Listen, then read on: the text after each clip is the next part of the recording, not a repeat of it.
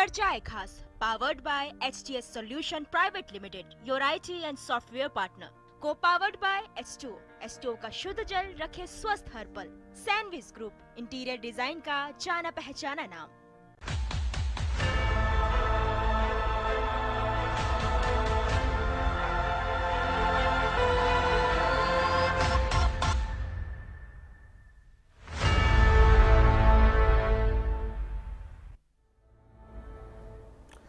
वंदे मातरम। आप सभी का नेटवर्क 10 के खास कार्यक्रम चर्चाएं खास में स्वागत है। मैं हूं परविंदर गोस्वामी और आज हम बात करेंगे हाथरस की घटना को लेकर। अभी भी जो राजनीति है उसका पीछा नहीं छोड़ रही है। इसमें बहुत सारे रहस्य हैं, इसके कई एंगल हैं। सबसे बड़ा सवाल तो यह है कि हाथरस में वाकई में गैंगरेप हुआ है या फिर इस घटना के साथ साजिशें जुड़ी हैं। बहुत सारी चीजें हैं, वारदात से जुड़े कई एंगल हैं। असली गुनाहगार की तलाश तो है ही, लेकिन परत दर परत कई चीजें खंगाली जा रही है। ऐसे समय जो हर पक्ष के अलग अलग बयान आ रहे हैं, सियासी बयानबाजी भी चोरों पर है। तब SIT ने गांव के 40 लोगों को पूछताछ के लिए नोटिस भेजा है। जो भी हो, इस घटना की पूरी पड़ताल बहुत जरूरी है, क्योंकि ये एक ऐसा विषय है कि जिस विषय को लेकर हर कोई भावनात्मक जुड़ा रहता है। ऐसे में किसी को भी इस तरीके की आज़ादी नहीं है कि वो इस तरीके की घटनाओं पर राजनीति करे। कहीं ना कहीं आप देश के माहौल को खराब करना चाहते हैं। अगर इस तरीके की घटना हुई है तो ऐसे लोगों को जो भी कड़ी से कड़ी सजा हो सकती है वो होनी चाहिए। उनका किसी भी प्रकार से कोई बचाव नहीं होना चाहिए। लेकिन इसमें यह भी देखना चाहिए कि वास्तविकता क्या है। उसको लेकर भी जो राजनीति हो रही थी शुरू से ही, कहीं ना कहीं ये दर्शा रही थी कि राजनीति क्या कह रही है, किस दिशा में जा रही है देश को लेकर। इन्हीं सब बातों पर आज की चर्चा को खास बनाएंगे। उससे पहले पेश है एक खास रिपोर्ट। सर, मुझको एक बार बस बता तो दीजिए कि बॉडी है कि क्या है। मुझे सर राइट नहीं है बोलने का। मैं थर्ड क्लास का एक पुलिस ऑफिसर हूँ। जल क्या रहा है आपके सामने? थर्ड स्केल का पुलिस ऑफिसर हूँ। मुझे बोलने का अधिकार नहीं हिंदुस्तान में। आप लोग खड़े, किसी को तो पता होगा मैं क्या है कोतवाल ये? हो सकता हूँ पर बोल नहीं सकता हूँ मैं। 14 सितंबर की रात हाथरस की एक घटना ने सबको झकझोर कर रख दिया। हाथरस में युवती का गैंगरेप हुआ है या इस घटना के पीछे कोई साजिश है, इसे लेकर हर तरफ खलबली मची है। समाज यही जानना चाहता है कि वास्तव में इस वारदात के पीछे कौन है। हाथरस की इस घटना से कई बातें उभर कर आई हैं। यह सवाल प्रशासन और पुलिस के सामने तो उठा ही है कि युवती का दाह संस्कार आधी रात करने की क्या वजह थी, या समय रहते युवती को आवश्यक चिकित्सा मुहैया क्यों नहीं कराई गई। लेकिन सवाल इससे आगे भी है, आखिर गैंगरेप बलात्कार की हर घटना पर मूक रहने वाली सियासत हाथरस कूच करने के लिए क्यों निकली। हाथरस को लेकर ही विदेशी मनी फंडिंग की बात भी कही जा रही है। इन सब मामलों की परत दर परत जांच की जा रही है। लेकिन जिस तरह पॉपुलर फ्रंट ऑफ इंडिया के 4 सदस्य संदिग्ध सामग्री के साथ पकड़े गए हैं, उससे शक उभरते हैं। यह बात कही जा रही है कि यूपी में दंगा भड़काने का ब्लूप्रिंट तैयार किया गया है। हाथरस की बेटी को इंसाफ दिलाने के नाम पर क्या कुछ हो रहा था, यह तो आगे जांच में सामने आ सकता है। लेकिन कुछ बातें ऐसी हैं जो आग की लपट की तरह महसूस हो रही है। इसी कड़ी में एक वेबसाइट की फंडिंग की बात भी सामने आई है। इन सब बातों की जांच हो रही है। हाथरस को लेकर जिस तरह की बयानबाजी का दौर चला, वह भी देखने लायक था। जिन प्रदेश के मुख्यमंत्रियों के यहाँ आए दिन बलात्कार की घटनाएं हो रही हैं, वे हाथरस पर चिंता जताते नजर आए।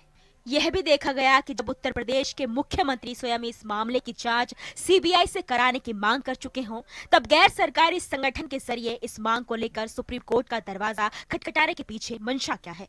कहीं भी दरिंदगी हो, मासूम और परिजनों को न्याय मिलना चाहिए।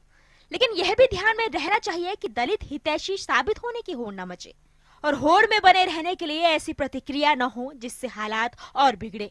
यह दुर्भाग्यपूर्ण है कि हाथरस की घटना को राजनीतिक चश्मे से देखा गया। उधर आरोपियों ने भी पुलिस को पत्र लिखकर अपने को बेगुनाह बताया है। इधर SIT गांव के लोगों से पूछताछ कर रही है। जिस भी तरह हो, इस घटना में इंसाफ मिलना चाहिए। Desk report, network 10। और इसी पर हमारे साथ आज खास मेहमान सभी जुड़ चुके हैं। हमारे साथ सूर्या कुमार शुक्ला जी हैं, पूर्व DGP हैं उत्तर प्रदेश, आपका बहुत बहुत स्वागत है। हमारे साथ चंद्र मोहन जी हैं, प्रवक्ता हैं कांग्रेस के दिल्ली से, आपका भी बहुत बहुत स्वागत है। हमारे साथ भरत सिसोदिया जी हैं, हाई कोर्ट के वरिष्ठ अधिवक्ता हैं, आपका भी बहुत बहुत स्वागत है। और हमारे साथ संदीप दुबे जी हैं, प्रवक्ता BJP के, आपका भी बहुत बहुत स्वागत है। सबसे पहले मैं चंद्रमोहन जी आपके पास आना चाहूँगा, क्योंकि बहुत सारी बातें हैं, बहुत सारी चीज़ें हैं जिसे लेकर हम ये कहेंगे कि कोई भी घटना हो, आखिर किसी भी घटना पर, इस तरीके की घटना पर क्या आवश्यकता है राजनीति की और क्या आवश्यकता है इस तरीके के विवाद खड़े करने की, क्योंकि मुद्दा बड़ा अहम है। अहम बात यह है कि ये ठीक है कि अगर कोई घटना हुई है तो विपक्ष का काम है कि उस घटना को अगर कार्रवाई नहीं हो रही तो उजागर करना, लेकिन ये कहां तक की बात है कि उस घटना को भी राजनीतिक एंगल और साथ साथ जातिगत एंगल देने की भी कोशिश होती है। जी चंद्रमोहन जी। देखिए, पहले तो मैं जो आप बात कह रहे हैं उस बात को मैं बिल्कुल विरोध करता हूँ कि अगर कोई भी बात हो, अगर किसी बात के अंदर कोई बात होने के बाद अगर कोई व्यक्ति या कोई संस्था या कोई पार्टी किसी बात को चंद्रमोहन जी से संपर्क नहीं हो पा रहा, और हमारे साथ पूर्व डीजी हैं सूर्या कुमार शुक्ला जी। सर आपके पास ही आना चाहेंगे कि जिस तरह इसमें अभी बहुत सारे एंगल पे अब जांच हो रही है, उस पर भी बहुत सारे सवाल है। हाथरस है कि पीछा ही नहीं छोड़ रहा। बहुत सारे लोगों को तो ऐसा लग रहा है कि अगर हाथरस उनके मुंह से नहीं निकलेगा तो शायद राजनीति जो है वो छूट जाएगी, और इसी तरीके के रोज हाथरस को लेकर कुछ ना कुछ नया कोई ना कोई बोले जा रहा है। पूरे देश के हालात सबके सामने हैं। हर मैं कहूँगा प्रदेश के अंदर अगर कोई ये कहे कि मेरा प्रदेश पूरी महिलाओं के लिए सुरक्षित है, यहाँ कुछ नहीं होता, तो आप बताइए ऐसा कौन सा प्रदेश है देश के अंदर हमारे कि जो ये कह दे। उसके बाद भी जिस तरीके से राजनीति हो रही है, राजनीति के साथ साथ आप देखें कि हर चीज पे सवाल जरूर खड़े हैं। एसआईटी हुई तो क्यों हुई, पुलिस गई तो क्यों गई, कैमरे लगे तो क्यों लगे, गांव वालों ने ये कह दिया तो क्यों कह दिया, आरोपी ने चिट्ठी लिख दी कि हम बेगुनाह हैं, हमारे साथ ऐसा नहीं हुआ, तो वो क्यों कर दिया, वो गलत है, क्यों बाहर आई। हर चीज में क्यों का और एक क्वेश्चन मार्क छोड़ा हुआ है। कैसे देखते हैं आप इन सब चीजों को? जी बिल्कुल भाई साहब, आपकी चिंता और आपका ये जो डिबेट का टॉपिक है बहुत प्रासंगिक है और बहुत उचित है।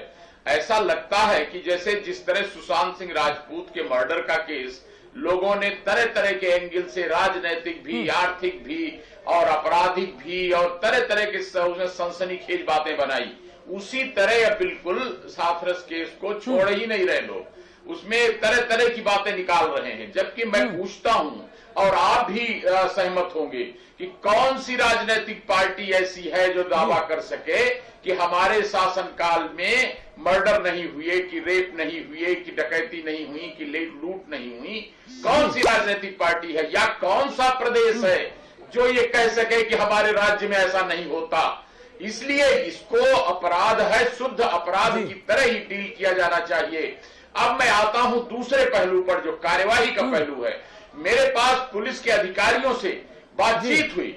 आज भी मैं पुलिस के अधिकारियों से इस बारे में जब देखा कि इतना ज्यादा टॉपिक तूल पकड़ा हुआ है, तो मैंने बातचीत की कई अधिकारियों से, तो सबने बताया, वहां के जो अधिकारी रहे थे उन्होंने भी बताया कि आप बताइए कि हम अगर कोई कार्रवाई करते हैं तो क्यों करते हैं, नहीं करते क्यों नहीं करते, किसी तरह में चैन नहीं है हमको। तो हमने पूछा कि क्या बात थी, सारे लोग ऑब्जेक्शन कर रहे थे कि रात में 100 क्यों जलाया गया और मीडिया का वहां पर आना क्यों रोका गया। तो उन लोगों ने उतनी ही दृढ़ता से जवाब दिया कि केवल इसलिए कि पूरे जनपद हाथरस में शांति स्थापित रह सके। सवेरे लाश को रख करके लोगों की आदत है कि दंगा कर देने की, भीड़ को इकट्ठा कर लेने की, मारपीट कर देने की, जगह जगह प्रदर्शन करने लगने की, इसलिए बृहत्तर शांति बनाए रखने के हित में हमने ऐसा किया था।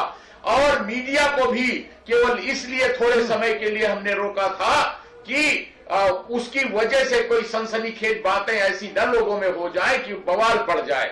यानी कि उनका कह रहे थे कि क्या हमको कोई इसमें घूस मिल रहा था, क्या हमको नाजायज आमदनी मिल रही थी, या हमको कोई बड़ा नाम हो रहा था, क्या हमको फर्जी वाहवाही लेनी थी। हमने तो अपनी रिस्क लगा करके अपनी नौकरी को शांति व्यवस्था बनाए रखने के लिए ये काम किया। हो सकता है दांव गलत पड़ गया, लोग ज्यादा विरोध कर गए, इसलिए सरकार ने कहा कि क्यों किया और उनको सस्पेंड कर दिया। लेकिन अगर वो मान लीजिए कि अलाउ कर देते और अगले दिन लाश को रख करके और बड़ा भारी आंदोलन खड़ा हो जाता, सड़कें जाम हो जाती, और जिस तरह पर्यटन, राजनीतिक पर्यटन लोग करने लगे हैं, उस तरह अगर पहुंच जाते तो क्या तारीफ होती वहां के प्रशासन की, उनको फिर भी निलंबित होना पड़ता। इसलिए मैं कहता हूं कि उसमें बिना जाए जी तो बिल्कुल SIT यही गठित बात है की गई सुनील है, कुमार जांच शुक्ला जी करके उसने कि भी पुलिस के सरकार लिए ने तो उनको करो या मरो, दोषी अगर पाया करेंगे है। तो भी उनके ऊपर आरोप लगने ही है और नहीं करेंगे तो आरोप बिल्कुल। लगेंगे ही लगेंगे। अगर वो उस दौरान कहते हैं ना कि सारे के सारे जो सवाल है वो हमेशा पुलिस के ऊपर ही खड़े रहते हैं, लेकिन कहीं ना कहीं कुछ चूक पुलिस से भी हुई है जिसका नतीजा ये हुआ। अगर समय रहते बहुत सारी चीज देख ली जाती तो ये जो षड्यंत्रकारी हैं, जो साजिश करता है, वो पहले ही बेनकाब हो जाते। चंद्र मोहन जी, अगर आप तक मेरी आवाज आ रही है तो मैं यही कहना चाहूंगा कि इस तरीके की राजनीति कहां तक सही है कि किसी भी घटना को आप जातिगत एंगल से देखो और फिर उसके ऊपर आए दिन एक नई नई चीजें करते रहो।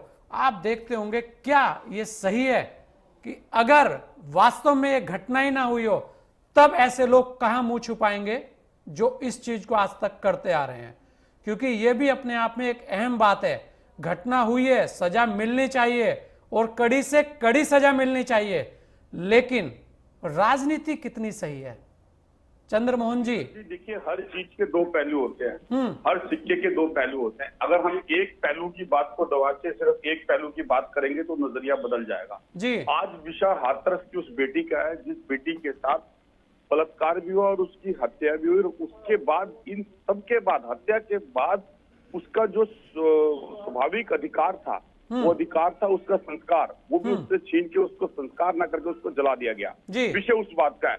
हाँ। मेरे आपके पैनलिस्ट में एक और पैनलिस्ट बैठे, उन्होंने बहुत अच्छी बात बोली, बिल्कुल ठीक बोला कि सरकारें हों या पार्टी हो, ऐसी कौन सी पार्टी है जिसके टाइम पर ऐसा नहीं होता। बिल्कुल ठीक बात आप कहते हैं, लेकिन हम जब बैठते हैं, हम इस पे मंथन करते हैं, बात करते हैं, लेकिन तब वो दुर्भाग्यपूर्ण हो जाता है जब इतनी अति हो जाए और इतनी अति पे इतनी गलतियां हो जाए और उस गलतियों के छुपाने के लिए किसी भी तरह के एक ओढ़ने को बड़ा करके जो विषय होता है उसे दबा दिया जाए। ये सबसे बड़ा दुर्भाग्य है देश का और स्टेट का। देखिए, आज विषय क्या है? विषय इस बात का है कि अगर हम इस बात पे बात करें कि वाला कांड हुआ और वो क्यों हुआ और उसके होने का कारण क्या था, और ऐसी कौन सी जल्दी थी सरकार को कि इन सब चीज से पहले ही सरकार ने उसको संस्कार ना करके जला दिया। क्या सरकार या प्रशासन इतना कमजोर था कि जिसने अपनी कमजोरी से उसने ये ओढ़ना ओढ़ डाला कि कल अगर हम करते तो दंगा हो जाता? क्या ये आज इस बात से साबित करती है सरकार की सरकार कमजोर है,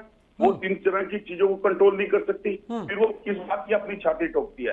कारण कहीं ना कहीं ऐसा है जिसको छुपाया जा रहा है। हमारी लड़ाई किसी तरह की राजनीति की नहीं है। हम एक विपक्ष के पार्टी होते हुए हमारे माननीय नेता राहुल गांधी जी और प्रियंका गांधी जी ने उस विषय को तब लिया और उन्होंने क्या कहा, अगर ये विषय बड़ा ना होता, जब 2 बार हम बॉर्डर पे गए और राहुल जी ये अकेले कहते रहे कि मुझे सिर्फ अकेले उनसे मिलने जाना चाहिए, क्या लोकतंत्र प्रतिक्रिया के अंदर किसी नेता का कहीं पर जाने का अधिकार नहीं है? क्या ऐसा पहले कभी होता नहीं रहा है? लेकिन आज ऐसा क्या है कि अगर किसी विषय के अंदर कोई चीज कांग्रेस करती है तो उसको आप उसके मखोटे के अंदर आप दूसरा मखोटा जोड़ देते हो। 70 साल की उपलब्धियों और 70 साल के कामों को आपने गलत ठहरा के देश की जनता पे एक चश्मा ठहरा के चंद्र मोहन जी देखिए क्या है कि जब वहां पे गए, वहां पे बसपा भी गई, 11 लोग गए थे उनको बोला गया, परमिशन दी गई, वो मिल के आए हैं, उन्होंने ये बात स्वीकार करी। लेकिन ऐसे क्या कारण रहे कि खाली आपके सामने समस्या आई? तो कहीं ना कहीं कुछ तो चीजें हुई होंगी ना। किस चीज की? मैं समझा नहीं गोस्वामी जी आपकी बात। जी मैं क्या क्वेश्चन क्या है? जी चंद्र मोहन जी, वहां पे बसपा का प्रतिनिधि मंडल भी गया आपसे पहले, 11 लोग गए थे, उनको मिलने दिया गया, बात हुई उनकी। लेकिन बात वहां है कि जब 2000 लोगों के साथ आप जा रहे हैं, समस्या वहां होती है खड़ी। देखिए, राहुल गांधी जी ने 2000 लोगों के साथ जाना नहीं, राहुल गांधी जी ने ये बोला मुझे आप अकेले जाने दीजिए, मैं अकेला जाना चाहता हूँ वहां पर। और उसके साथ क्या दुर्व्यवहार किया गया वहां पर राहुल जी के साथ? उसके बाद प्रियंका जी के साथ क्या दुर्व्यवहार किया गया? प्रियंका जी के साथ उनके क्या पुलिस प्रशासन या सरकारों का ये होता है कि विपक्ष के नेताओं के कपड़ों को पकड़ के खींचा जाए? इन सब विषयों पे मैं नहीं बात करूंगा। बात फिर भी वहीं आके आती है कि देश की बेटी, मेरी बहन, मेरी बेटी, किसी की भी हो, वो देश की है। मैं दलित या उस पर बात नहीं करता हूं, लेकिन अगर किसी विषय के एंगल की सच्चाई जाननी है तो सरकार को जो 14 से 12 दिन पहले गुजरे थे, उस पीरियड में सरकार का ध्यान क्या इस विषय पे नहीं था? यहाँ लिपापोती नहीं थी? जब मीडिया के थ्रू बात बाहर आई और जब जनमानस को पता चली और जनमानस का क्रोश बड़ा हो गया, फिर ही सरकार क्यों जागी? देखिए क्वेश्चन कैसे पैदा हो जाते हैं, क्वेश्चन इससे पैदा हो जाते हैं कि सरकार की नाक के नीचे हिंदुत्ववादी सरकार जो हिंदुत्व का एजेंडा लेकर चलती है और हिंदुत्व के नारे लगाती है, वो हिंदुत्व की संस्कृति को बिल्कुल तार तार करते हुए इतना बड़ा घिनौना काम कर देती है और उसके बाद फिर एक ऐसी मतलब एक ऐसा चलो मोहन जी, बिल्कुल एक गलती तो हुई है, उस गलती को हर कोई मान भी रहा है, लेकिन जिस मीडिया की आप बात कर रहे हैं, आज वही मीडिया कह रही है कि राजनीति हो रही है। वही सब लोग हैं, आप देख लीजिए लगातार हैं। और हमारे साथ संदीप दुबे भी हैं। संदीप दुबे जी, एंगल बहुत सारे हैं इसमें, कुछ गलतियां भी हैं, ऐसा नहीं है कि वहां कुछ गलतियां नहीं हुई, गलतियां हुई हैं, लेकिन उसके बाद भी बहुत सारी चीजें ऐसी रही हैं कि उसमें कहीं ना कहीं आप ही के यहाँ पे, आप ही की पार्टी के अंदर भी कुछ लोग ऐसे रहे हैं जो इस तरीके की चीजों को ऐसा कहा जाता रहा है कि उन्होंने कहीं ना कहीं इसमें आग में घी डालने का काम किया है। ऐसे आरोप आप ही के विधायकों ने लगाए हैं। और उसके बाद आज जिस तरह से एक होड़ मची है वहां राजनीति को लेकर, एक होड़ तो यह है कि दलित हितैषी कौन कितना बड़ा, दूसरी होड़ यह है अब भी कि किसी भी तरीके से पहले यह सिद्ध कर दिया जाए कि घटना हुई है। ये सारी होड़ चल रही है, सारी चीजें आप देख रहे हैं। क्या देखते हैं आप इसमें, और क्या वास्तव में जो लोग अभी भी कह रहे हैं, जो सबके सवाल हैं कि सच्चाई कितनी जल्दी आएगी? क्या केवल सीबीआई ही सच्चाई ला सकती है? उत्तर प्रदेश पुलिस इसकी सच्चाई को सामने नहीं ला सकती? जी संदीप दुबे जी। सामने नहीं ला सकती। जी संदीप दुबे जी। संजय जी देखिए, एक बात बहुत महत्वपूर्ण है इसके पूरे केस में कि 14 सितंबर को घटना होती है, उसके बाद जो पीड़िता बयान देती है, उसके बाद जो चारों आरोपी हैं उनको अरेस्ट कर लिया जाता है और एक एसआईटी की टीम भी गठित कर दी जाती है। एक 29 सितंबर को आपको पता है कि गृह सचिव के नेतृत्व में, भगवान स्वरूप जी के नेतृत्व में एसआईटी टीम का गठन होता है और उससे पहले एक रात पहले ये सारे विवाद होते हैं जिसपे हम चर्चा कर रहे होते हैं, जिसपे हमारे कांग्रेस के मित्र जो हैं आंखें भर भर के रो रहे हैं, परेशान हैं। कल बड़ा अजीब बात है कांग्रेस के साथ, ये घटना चंदपा थाने की है, एफआईआर लॉन्च होती है, पुलिस इन्वेस्टिगेशन करती है। दूसरी जो इसमें सबसे महत्वपूर्ण बात है, इनके एक नेता 20 तारीख को, याद रखिए डेट लिखिए, 14 तारीख को घटना है, 20 तारीख को इनके नेता जो है वहां पहुंचते हैं और पहुंचने के बाद वहां मीटिंग होती है, उनके वीडियो भी वायरल है और उन्होंने खुद एक एस्टिंग में स्वीकार भी किया कि वो 20 तारीख को वहां गए हुए थे। ठीक है, पुलिस को पता चलता है कि इसको लेके, इस विषय को लेके दलित सवर्ण एक लड़ाई झगड़े की पूरी प्रारूप तैयार होती है। आनंद फानन में जो सीआईडी होती है, सीआईडी एक रिपोर्ट देती है, डीएम साहब को लगता है, डीएम साहब ये घटना के बाद आदेशित करते हैं और जो पीड़िता है उसके वो नहीं रहती हम लोग के बीच, यहाँ डेथ हो जाता है दिल्ली के अंदर, उसको ले जाके आनंद फानन में उसका क्रिया कर दिया जाता है। बात यहां खत्म नहीं होती, बात तब शुरू होती है कि उसके बाद इसको राजनीतिक रूप दिया जा रहा है। एसआईटी के गठन पे विश्वास नहीं है कांग्रेस को, सीबीआई पे विश्वास नहीं है। सर्वोच्च न्यायालय में पहली सरकार है देश की जिसने सर्वोच्च न्यायालय में हलफनामा देके कहा कि आप इसकी मॉनिटरिंग करिए।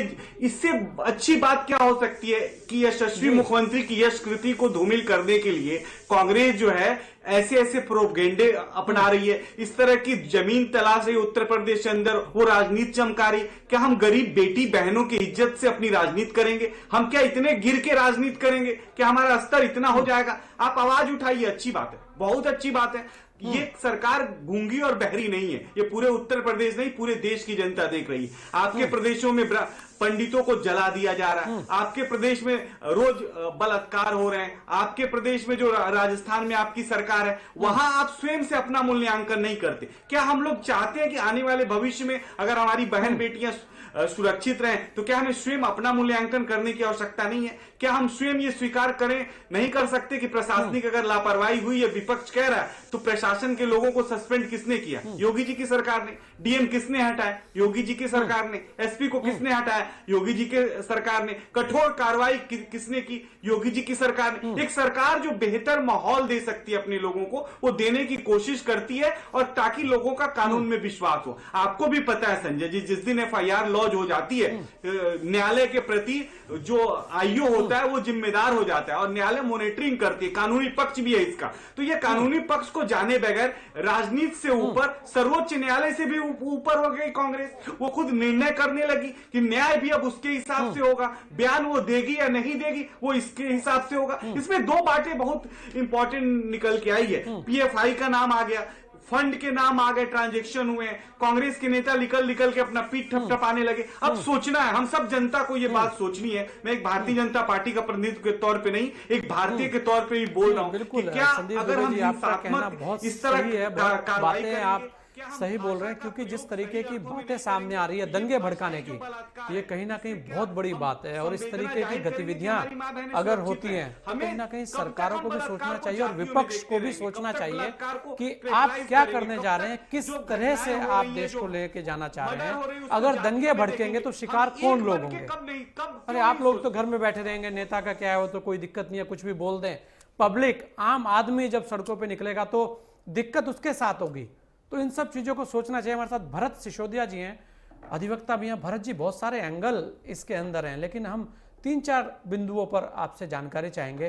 पहली बात कि जब ये बात कही गई, खुद मुख्यमंत्री जी ने बोला कि नार्को टेस्ट होने चाहिए, कोई आपत्ति नहीं है। तो अगर किसी की भी, उन्होंने ऐसा नहीं बोला कि कोई पर्टिकुलर लोगों के होने चाहिए, उन्होंने कहा सबके, जो भी वहां है सब लोगों के लिए, उस पर भी आपत्ति रही। कोर्ट के अंदर उन्होंने बोला मॉनिटरिंग कर लीजिए, उस पर भी आपत्ति है। सीबीआई पर भी आपत्ति है।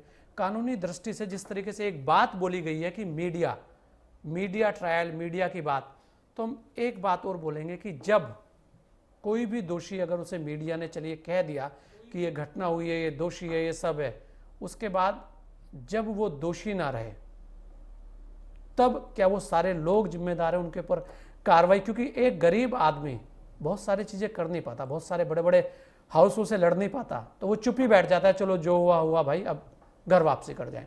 तो वो सारे एंगल पे भी सोचना चाहिए किसी भी चीज को उठाने से पहले। तो आप इन सब चीजों पे थोड़ा सा इनको, और एक इसमें एक बात और आ रही है, 2-2 FIR की कॉपी सामने आ रही है। ऐसे में कैसे देखते हैं आप इन सब चीजों को? भरत जी, कैसे देखते हैं आप इन सब चीजों को? भरत जी, देखिए, first of all I would say कि विपक्ष की भूमिका बहुत महत्वपूर्ण होती है जी। खासकर लोकतंत्र में विपक्ष की भूमिका बहुत ज़्यादा महत्वपूर्ण इसलिए है कि कोई भी ऐसा घटना या क्राइम की हम बात करें तो एक शासन प्रशासन उस समय एक ऐसी स्थिति में होता है कि वो अपने आप को बैकफुट पे होता है। लेकिन विपक्ष का रोल इतना इम्पोर्टेंट है कि वो ऐसे मुद्दे को उठाता है और जिससे कि पीड़िता के लिए न्याय सुलभ हो जाता है और देश की जनता जागृत होती है। मैं इसको दूसरे एंगल से देखता हूँ। विपक्ष की और मीडिया की भूमिका इतनी इम्पोर्टेंट है, इससे पूरी देश की जनता जागृत होती है और इंटरनेशनली वो न्यूज़ बनती है। अब सवाल ये है कि बहुत थिन लाइन है कि यहाँ तक तो भूमिका बहुत इंपॉर्टेंट है कि वो आप किसी मजलूम के लिए, किसी एग्रीव्ड के लिए खड़े हो जाओ, आवाज बन जाइए। लेकिन उसके आगे वो लाइन क्रॉस करते हैं कि जहाँ राजनीति स्टार्ट कर देते हैं, वो देश के लिए बहुत घातक है, क्योंकि इससे समाज में वैमनस्य फैलता है। आप जब समाज को लेकर, जाति को लेकर आप किसी पर आरोप प्रत्यारोप करते हैं तो दो समाज के बीच में वैमनस्य फैलता है और उससे देश की शांति सुरक्षा को खतरा पैदा होता है। तो ये जो रोल है विपक्ष का, इस लेवल से अगर बाहर जाता है तो मैं समझता हूँ ये बहुत ही दुखद है हमारे देश के लिए, हमारे संविधान के लिए, हमारे भविष्य की पीढ़ी के लिए। जी, क्रिमिनल को क्रिमिनल की दृष्टि से देखना चाहिए। क्रिमिनल के साथ किसी तरह की कोई सहानुभूति नहीं होनी चाहिए। ऐसा देखने में आया है कि कुछ संगठन एक्यूज के लिए खड़े हो गए। सवाल ये नहीं है कि वो निर्दोष हैं या एक्यूज हैं, ये डिसाइड करेगा कोर्ट। मीडिया अपना परसेप्शन क्रिएट कर सकता है, न्यूज दे सकता है, लोगों से मिल सकता है, बात कर सकता है। विपक्ष वाले जाकर दुखियों से, विक्टिम फैमिली से बात कर सकते हैं, उनको भरोसा दे सकते हैं। लेकिन डिसीजन फाइनली इस केस में कौन अपराधी है कौन नहीं, ये फैसला जुरिडिक्शन न्याय कोर्ट का है, न्यायालय का है। न्यायालय खुद को ही साबित करने में। जी, ये जो एटीट्यूड है विपक्ष का या किसी भी संगठन का, मैं तो कह रहा हूँ जो एक्यूज के फेवर में भी आ रहे हैं, बहुत गलत है ये। अगर किसी को लगता है कि कोई निर्दोष है तो वो अपनी बात रख सकता है, लेकिन संगठन बना करके उसके लिए आवाज उठाना, उसके लिए सड़कों पर आना, ये बहुत गलत पैटर्न है। ये हमारे देश के लिए बहुत खतरनाक है और बहुत गलत पैटर्न है।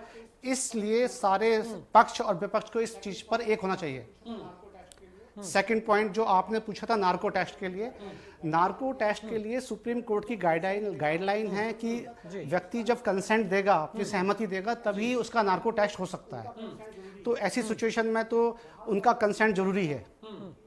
रहा सवाल सीबीआई का, कि सीबीआई इसकी जांच करेगी, सारे पहलुओं पे जांच करेगी और उसके बाद इन्वेस्टिगेशन करने के बाद अपनी रिपोर्ट फाइल करेगी, सीबीआई कोर्ट उसका फैसला करेगा। तो अभी हमारे लिए बहुत अर्ली स्टेज है किसी भी के बारे में कमेंट करना कि वो दोषी है या नहीं। जी, तो ये जुरिडिक्शन न्यायालय का है। लेकिन यही लोग बताने में तुले हैं कि कोई तो कह रहा है दोषी है, कोई कह रहा है दोषी नहीं है। सब कुछ बाहरी फैसले हो रहे हैं। जी, जहां तक आम जनता का सवाल है, आम जनता से हम कुछ भी चीज एक्सपेक्ट नहीं कर सकते, क्योंकि वो आम जनता है, वो अपनी भावनाओं में बहकर अपने विचार रखते हैं। हालांकि उन पे भी एक सामाजिक जिम्मेदारी है, लोकतांत्रिक जिम्मेदारी है कि वो अपनी बात को एक न्यायपूर्ण तरीके से रखें, एक रीजनेबल तरीके से रखें। लेकिन फिर भी हम आम जनता के बारे में ज़्यादा कुछ नहीं कह सकते, क्योंकि वो भावना में बह के बात करते हैं। लेकिन वो हर संगठन, चाहे पॉलिटिकल हो, चाहे वो एडमिनिस्ट्रेशन से जुड़ा हुआ व्यक्ति हो, चाहे न्याय से जुड़ा हुआ व्यक्ति हो, जिम्मेदारी मीडिया से जुड़ा हुआ समझनी चाहिए। जी, जिम्मेदारी से अपना बयान देना चाहिए। जी बिल्कुल, जिम्मेदारी समझनी चाहिए। अगर जिम्मेदारी समझते तो इस तरीके के प्रकरण में इतना बड़ा, हम कहेंगे कि बहुत सारे एंगल ना निकल के आते और इतनी सारी चीजें अब तो इसके अंदर आ गई कि सबसे अहम बात जो दंगे से बड़ी क्या चीज हो गई। और यही अपने आप में इसमें एक खास तरीके का एंगल है जो इसके अंदर जुड़ा है, जो सारी शक की सुइयां लेकर जाता है। जाइएगा, नहीं लेते हैं एक छोटा सा ब्रेक, जल्द लौटेंगे आपके बीच।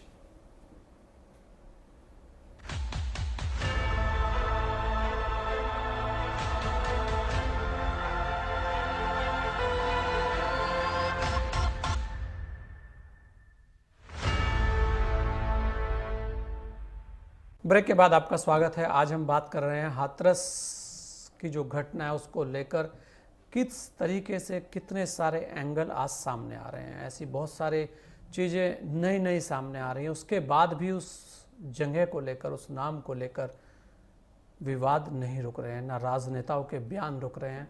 और एक ही चीज़ आज सबको दिख रही है। उसी पर हमारे साथ खास मेहमान जुड़े हुए हैं, सूर्य कुमार जी।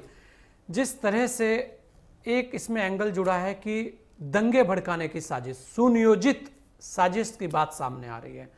ये सुनियोजित जो साजिश है, दंगे भड़काने के जो ग्रुप्स होते हैं, कैसे कैसे ये अपना काम करते हैं, कहां कहां से ये लोग जुड़ते हैं और पुलिस इनको किस तरीके से ट्रेस कर कर जब इनको सामने लाती है तो क्या क्या कार्रवाई उन लोगों के लिए भी हो सकती है जो लोग ऐसे लोगों को कहीं ना कहीं एक सपोर्ट देते हैं, क्योंकि ऐसे भी बहुत सारे लोग हैं जो इस तरीके की गतिविधियों में शामिल रहे हैं। अन्यथा अगर आप देखें, लगातार हम एक चीज कह रहे थे कि इस घटना को लेकर ही सारे सवाल क्यों। आखिर क्या पूरे देश में एक ही घटना है सबके लिए? घटना बलरामपुर की भी हुई थी, घटना राजस्थान में भी हुई थी, और भी बहुत सारी आए दिन आ रही हैं घटनाएं। लेकिन आखिर एक ही घटना को लेकर ही सबका एंगल वहीं जाकर रुकता है। तो क्या हुआ? इसका मतलब है कहीं ना कहीं तो दाल में कुछ काला है जो सुनियोजित साजिश है। इसलिए ऐसे सवाल खड़े होते हैं। जी सूर्य कुमार शुक्ला जी। जी भाई साहब, सबसे मूल बात जिस पर लोग नहीं जा रहे हैं, केवल घटना पर और घटना के एंगल पर चर्चा कर रहे हैं, लेकिन उस पर तो चर्चा हुई, काफी हुई। और अनलॉफुल एक्टिविटीज प्रिवेंशन एक्ट के अंतर्गत और धारा 124 इंडियन पेनल कोड के देशद्रोह की धारा के अंतर्गत, और साथ में जो अन्य आईटी एक्ट जो रिलेटेड कंप्यूटर रिलेटेड टाइप का होता है, इन सब के अंतर्गत मुकदमा लिखा गया ऐसे लोगों पर जो दंगा भड़काने के लिए कोशिश कर रहे थे। और ये भी मामला सामने आया कि विदेशों तक से पैसा इसके लिए पूल हो रहा था और रातों रात वेबसाइट बनाई जाने लगी। और ये लोकतंत्र में भाई साहब, जब चुनाव होते हैं तो कोई पार्टी जीतती है, कोई हारती है, फिर जनता अगले 5 साल बाद फिर विचार करती है, बदल भी देती है, नहीं भी बदलती है। तो ऐसे में सभी राजनीतिक पार्टियों का, पब्लिक के ग्रुप्स का, सामाजिक ग्रुप्स का ये कर्तव्य है कि भाई बहुमत से जो पार्टी को जनता ने बहुमत दे दिया, सरकार में बैठा दिया, उसका सब लोग सम्मान करो, उसको काम करने का मौका दो। और साथ ही ये भी कहूंगा कि पूरी निष्पक्षता ये होगी कि सरकार भी, जैसे प्रधानमंत्री जी ने कहा, सबका साथ, सबका विकास और सबका विश्वास, तो सबका विश्वास लेकर के सरकार काम करती है, ये माना जाता है। यही स्वस्थ लोकतंत्र है। अब इसके अलावा अगर छोटी घटना, मान लो, कोई गारंटी नहीं कर सकता भाई साहब कि कहीं आज कल को मर्डर नहीं होगा या कल को कहीं रेप नहीं होगा।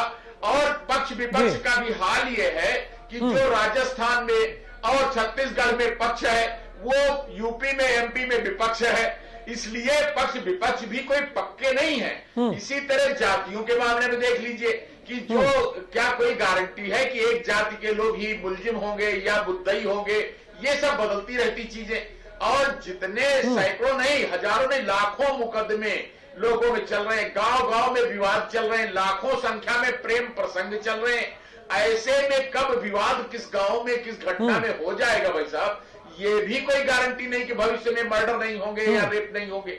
इसलिए जड़ में जाना चाहिए कि जितना ज्यादा हम अपराध शून्य समाज बना सकें। और उसके लिए सबसे उपयोगी है कि सारे राजनीतिक दल मिलकर ये प्रस्ताव पास करें, अब विधानसभा में, लोकसभा में, सब जगह कि 3 महीने के अंदर हम अपने अपराधियों को फास्ट ट्रैक कोर्ट में सुनवाई करके अंतिम दंड दे देंगे। ये नहीं होगा कि हाई कोर्ट में पेंडिंग है, अपील में पेंडिंग है, अब डबल बेंच में पेंडिंग है, अब सुप्रीम कोर्ट चले गए हैं। जानते हैं जब निर्भया केस का, आपको याद होगा कि इतने 7 साल उसमें लग गए खाली निर्भया केस में, और ऐसे केस हजारों में पेंडिंग है, लाखों में, पूरे देश 6 लाख के ज्यादा मुकदमे पेंडिंग है। और जब इतने विवाद चल रहे हो जिस समाज में, भारत में, तो सोचिए कि वहां इस तरह के अपराध होना क्या आश्चर्यजनक है। इसलिए बुद्धिजीवियों का, मीडिया का, नेताओं का, सबका फर्ज बनता है कि त्वरित दंड और त्वरित निर्णय कि फास्ट डिस्पोजल अगर हो जाए और निश्चित दंड मिलने लगे तो ये अपराध कम हो जाएंगे। इसीलिए मैं हरदम कहा करता हूं कि हमको अपनी न्याय पंचायतें फिर से पुनर्जीवित कर देना चाहिए, हमको मोबाइल कोर्ट बना देना चाहिए, मौके पर पहुंचकर तुरंत फैसला करो मजिस्ट्रेट साहब, पुलिस फैसला करे, मदद करे पुलिस उनकी, जज साहब की, लेकिन फैसला तुरंत करो ताकि विवाद ना हो, झगड़े ना हो। और दूसरी तरफ आप देख लीजिए कि जिस तरह पोर्नोग्राफी लिटरेचर फैल रहा है, रात में नई नई उम्र के लड़के जिस तरह से मोबाइल फोन में कामुक और उत्तेजक लिटरेचर देख रहे हैं और उस पर हम कोई रोक नहीं लगा रहे हैं।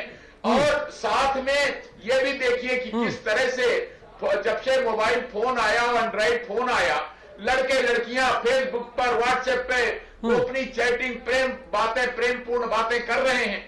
कब डेटिंग होने लगती है, कब ये भी बहुत बड़ा और अहम विषय है। बिल्कुल सूर्य कुमार शुक्ला जी, और लगातार हम भी कह रहे हैं कि जो इंटरनेट है, जो इंटरनेट के द्वारा सामग्री परोसी जा रही है, उस पर भी सेंसर होना चाहिए, और इस पर भी हम लगातार बात करते आ रहे हैं। सूर्य कुमार जी, एक और सवाल आपसे, क्योंकि आप खुद पुलिस के मुखिया रहे हैं, कि जिस तरह से कहा जा रहा है, एक बात और सामने आई है कि जो आरोपी है उन्होंने एक चिट्ठी लिखी और जांच की मांग की कि हम भी निर्दोष हैं और जांच होनी चाहिए, उसे लेकर भी हौला है। क्या आरोपी जेल में जाने के बाद अपने लिए कोई जांच की मांग नहीं कर सकता? पुलिस उसे किस तरीके से देखती है और क्या कहना चाहेंगे उसमें आप, क्योंकि उसे लेकर भी बहुत ज्यादा हो हल्ला मचा रहा है। जी सूर्य कुमार जी। बिल्कुल, अल्टीमेट भाई साहब एक कॉमन सेंस होती है, एक नेचुरल जस्टिस होता है। आप जानते हैं कि, और सहमत होंगे कि अल्टीमेटली ट्रुथ शुड प्रिवेल, सत्य क्या है वही रहना चाहिए। 2 पक्ष हैं, एक पक्ष कहता है कि उन्हीं लोगों ने मारपीट करके लड़की को मार डाला, एक पक्ष कहता है गैंगरेप करके मार डाला। तो ऐसे में बिल्कुल निष्पक्ष विवेचना हो जाए। और प्रदेश सरकार ने कहा सीबीआई से करा लो, और उन लोगों ने कहा कि सुप्रीम कोर्ट में भी अपील हो गई, सुप्रीम कोर्ट मॉनिटर कर ले।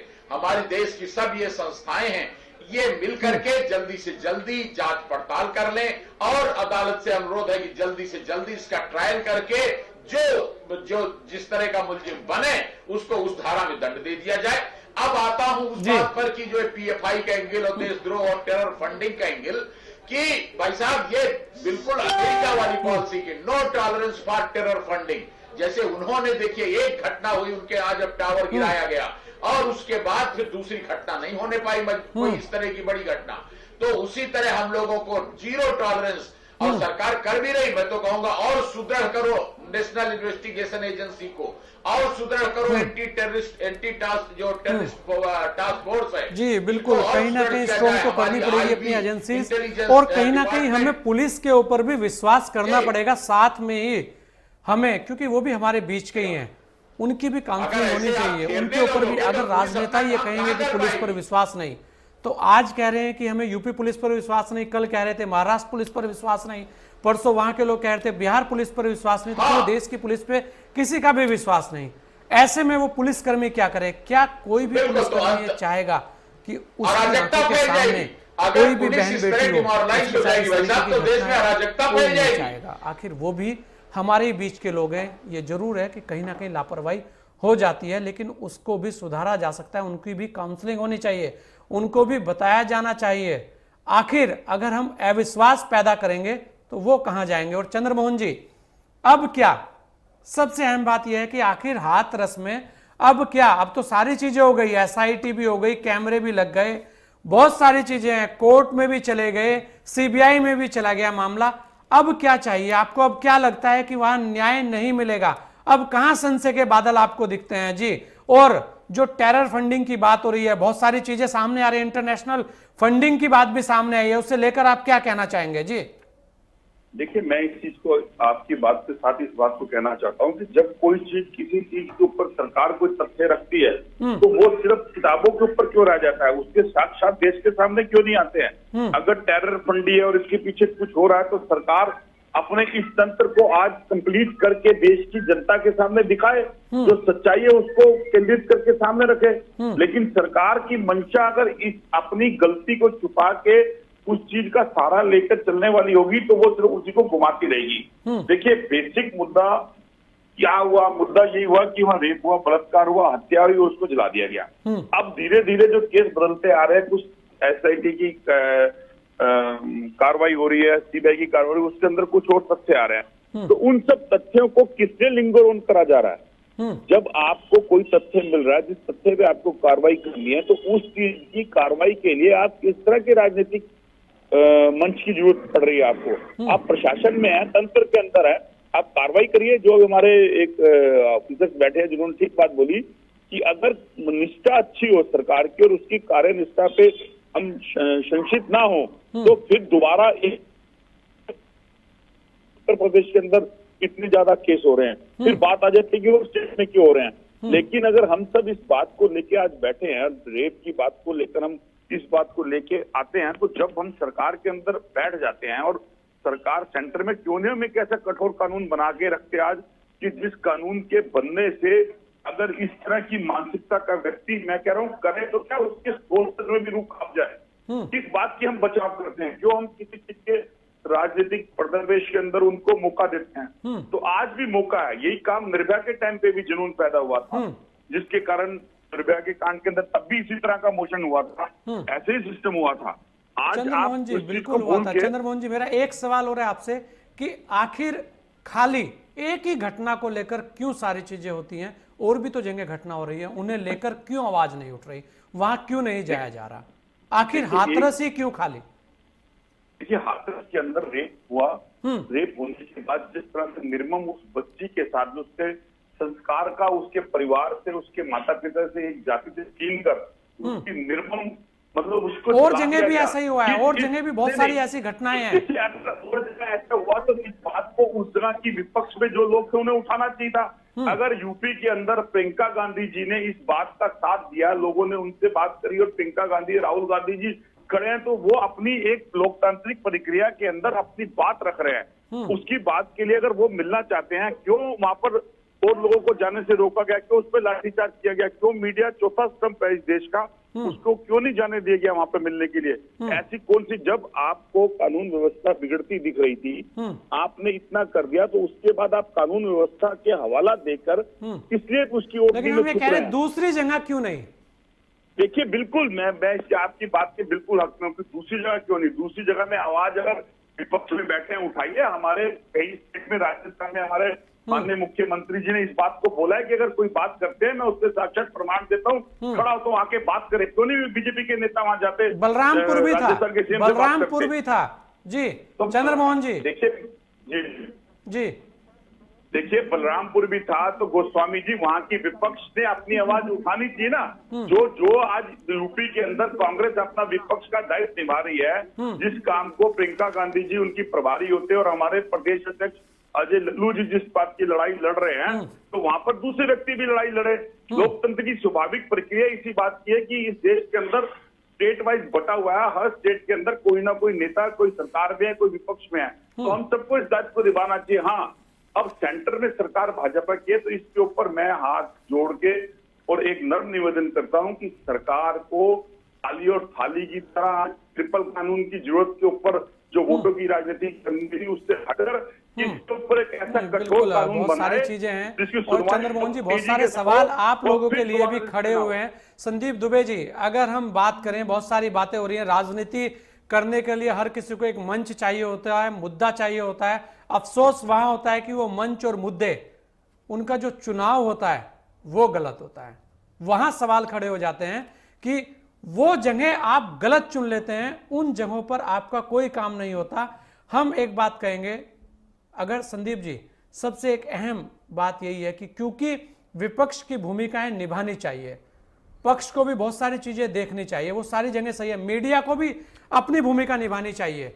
हम ये कह रहे हैं कि अगर कोई घटना होती है तो अब उसके लिए ये मांग क्यों नहीं, सभी सांसद एक होकर, पक्ष विपक्ष के सब, क्यों नहीं कह रहे कि कोई ऐसा कानून बने, फास्ट ट्रैक कोर्ट बने, जिस तरीके से हमें भरत सिसोदिया जी ने भी कहा कि अब आगे आके ये क्यों नहीं कह रहे सब लोग बाग कि अब तो कम से कम इस तरीके की घटनाएं रुकनी चाहिए, उसके लिए एक डर पैदा होना चाहिए, उसके लिए सदन है ना कार्रवाई के लिए। आप क्यों नहीं कह रहे, क्यों वहां पे धरना नहीं दे रहे?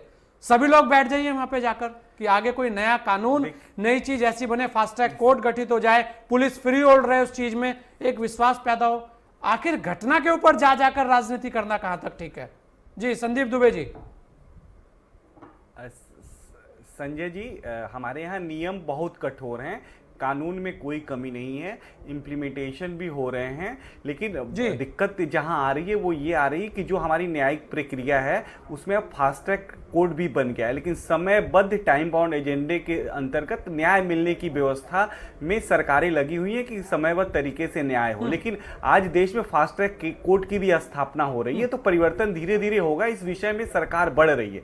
दूसरी बात, हमारे कांग्रेस के मित्र ने जो भी बातें कही, उनको पता ही नहीं है कि पीड़िता के बारे में कैसी गलत जानकारी फैलाई गई, उनको पता ही नहीं है कि पीड़िता घर में उनके नेताओं ने कैसे घंटों डेरा डाला, उनको पता ही नहीं है कि मीडिया कवरेज की छूट मिलते ही सनसनी फैलाने की कैसे उनके नेताओं द्वारा कोशिश की गई, उनको पता ही नहीं कि प्रशासन के साथ नेताओं ने जमकर हाथापाई की, उनको पता ही नहीं सैकड़ों कार्यकर्ताओं के साथ वो रैली करने वहां पहुंच गए, उन्हें पता। एक मिनट चंद्रमोहन जी, जब मैं बोल लूं तो बोलिए, बीच में मत बोलिए प्लीज प्लीज प्लीज। उनको प्लीज प्लीज प्लीज आप बोलते रहे, मैं चुपचाप सुनता रहा। अब मेरी बात सुन लीजिए। आपको भी समय दिया गया चंद्रमोहन जी।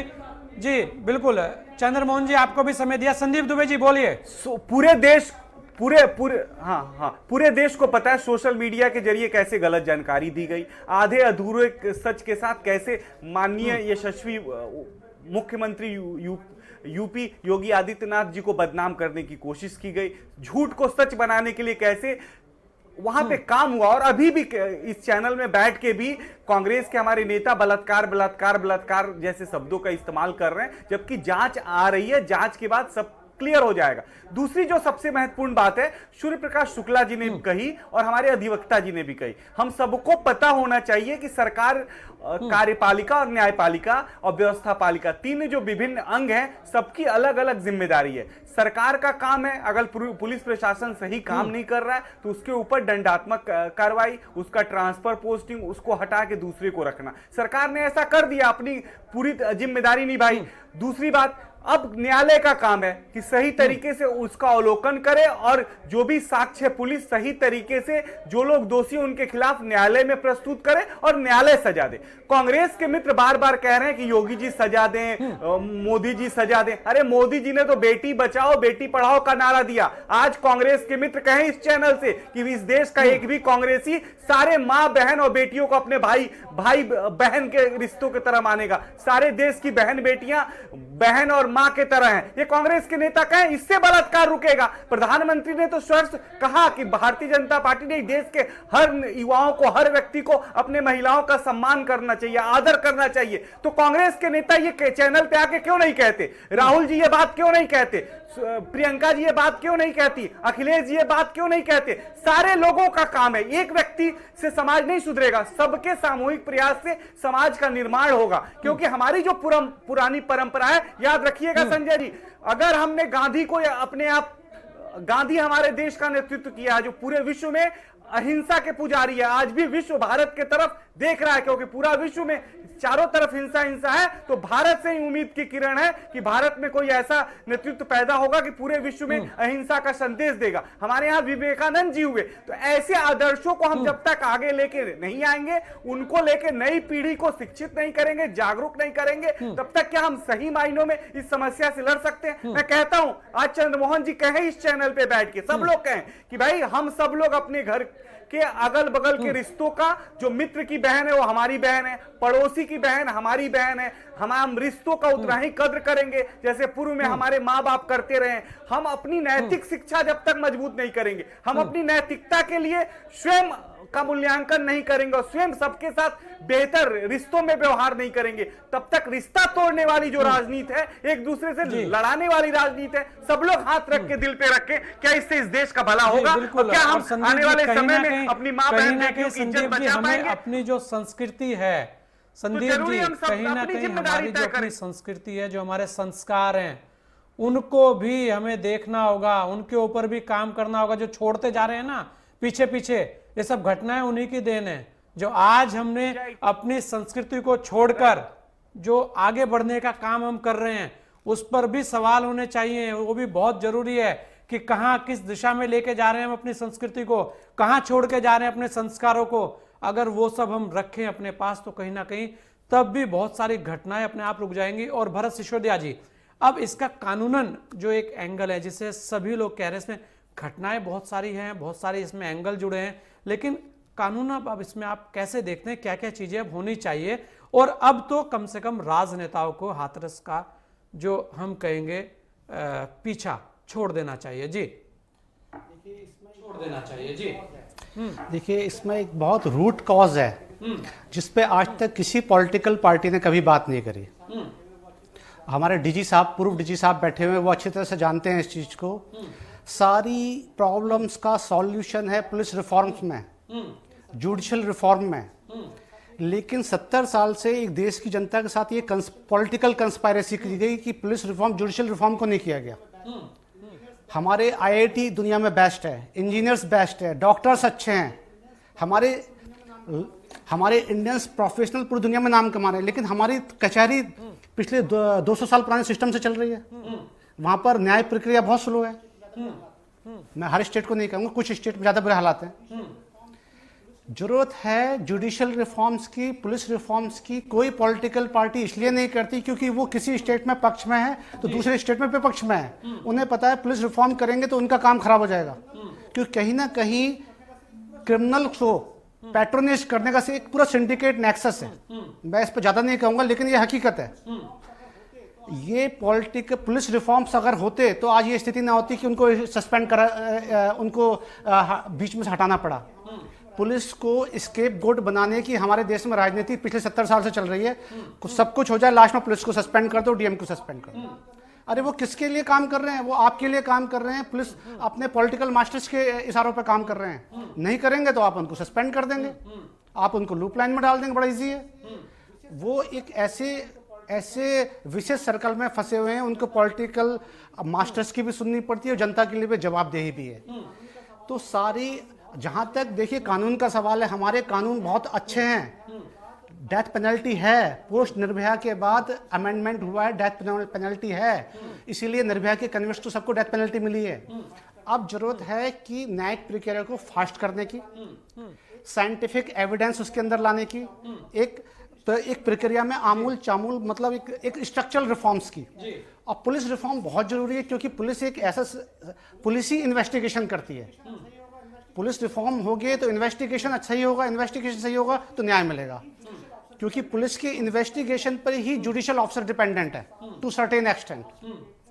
तो सारी प्रॉब्लम्स आज की डेट में सभी समाजविदों को और समाज के जिम्मेदार नागरिकों को और पॉलिटिकल पार्टीज को सबको समझना चाहिए कि भाई पुलिस रिफॉर्म, जुडिशियल रिफॉर्म देश की सबसे ज्यादा बड़ी जरूरत है अगर आपको किसी को न्याय दिलाना। विचार होने चाहिए, क्योंकि समय कम है। और सूर्य कुमार शुक्ला जी, चंद्रमोहन जी, संदीप दुबे जी, भरत सिसोदिया जी, आप सभी लोगों का बहुत बहुत धन्यवाद। सूर्य कुमार जी, आपसे दोबारा फिर किसी दिन जानेंगे। बहुत सारी बातें हैं, बहुत सारी चीजें हैं, लेकिन आज समय कम है। हाथरस या कहीं भी बलात्कार की किसी भी घटना पर अपराधियों को सख्त से सख्त सजा मिलनी चाहिए, लेकिन किसी भी एक घटना पर इस तरह से राजनीति भी नहीं होनी चाहिए। वजह बहुत सारी है, वारदात के कई कोण होते हैं, बहुत सारी चीजें होती हैं, जांचें होती हैं। हमें खुद से ही किसी भी तरीके की अफवाह फैलाने से बचना चाहिए, अफवाह को रोकना चाहिए। और अगर किसी भी चीज में इस तरीके के गैंग, जो दंगा गैंग है, जो इसमें भी सामने आ रहे हैं, उनको भी देखना चाहिए। और ये सब चीजें जब रुकेंगी जब आप स्वयं अपनी जिम्मेदारी को समझेंगे। कोई भी घटना हो, कोई भी घटना हो, कोई नहीं चाहता कि उसके यहाँ पे इस तरीके की घटनाएं हो। कहीं ना कहीं हमें मानसिक जो कुछ बीमारियां हैं उनको भी दूर करना होगा, ऐसे लोगों की जो इस तरीके की विकृतियां अपने दिमाग में रखते हैं और फिर घटनाएं कर देते हैं। बहुत ज़रूरी है कि हम अपनी संस्कृति को, अपनी सभ्यता को, अपने संस्कारों को समझें। और बहुत सारे लोगों को ऐसी घटनाओं पर अपनी रोटियां सेकने से बचना चाहिए, क्योंकि समाज सबके लिए बराबर है। और खासकर जातिगत जो एंगल है उसको तो बिल्कुल भी इस तरीके से राजनीति का शिकार नहीं बनाना चाहिए। आज इतना ही, फिर मिलेंगे किसी नए विषय के साथ। तब तक के लिए दीजिए मुझे इजाजत। जय हिंद।